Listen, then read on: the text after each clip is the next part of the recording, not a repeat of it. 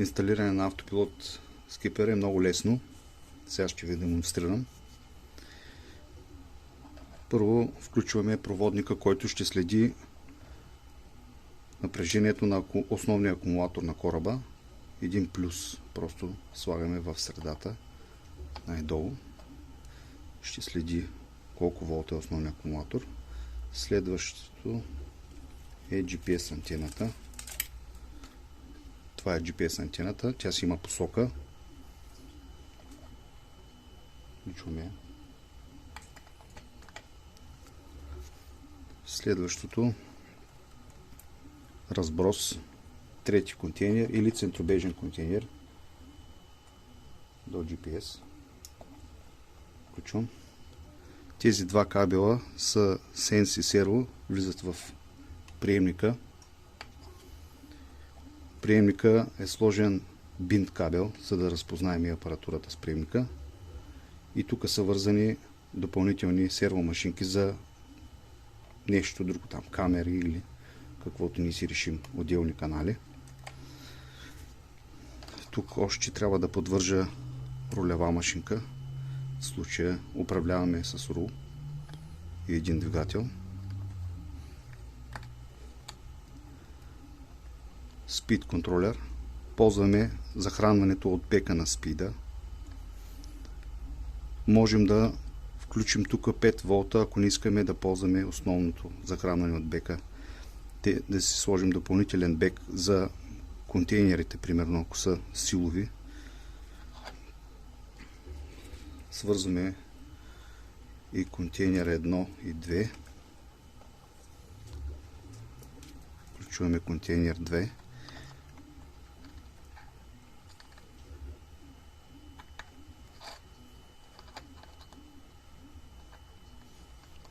Така. Габарити. Габарити са тук. Габаритите са тия два светодиода, директно на 6 волта. Мога да ги вържа директно. А фара ми е на 12 волта, затова ползвам реле 5 волта. Управлението на релето закачам на фар. Тук има ехолот, да включа ако имам отделен сонар. И най-последното е дълбокомер. Включвам дълбокомера. Това е управлението на дълбокомера. И сензора. Сензора за дълбочина е тук. Включвам захранването. Инсталирал съм софтуера на апаратурата. Влизам в меню "Свържи с приемник". Натискам. Кабела ми за бинт е свързан. Приемника мига, че е почестено. Натискам ОК. Свърза се. Махам. Излизам. Ето вече има информация на телеметрични данни. 11 спътника, номерна точка, дистанция, скорост, обхват, напрежение на дистанционното, напрежение на кораба. Тук включвам дълбокомера. Излиза дълбочината. А на втория ред мога да видя графиката.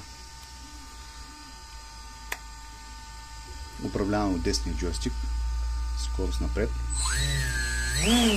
назад, ляво, дясно. Контейнер 1, контейнер 2, контейнер 3, отделните канали, където са вързани директно към приемника. От тук втори, тук фара. С едно натискане светват и фара и габарита. Още едно натискане, изгасям фара, свети само габарита. Още едно натискане, изгася и габарита. Общо взето е това. Благодаря.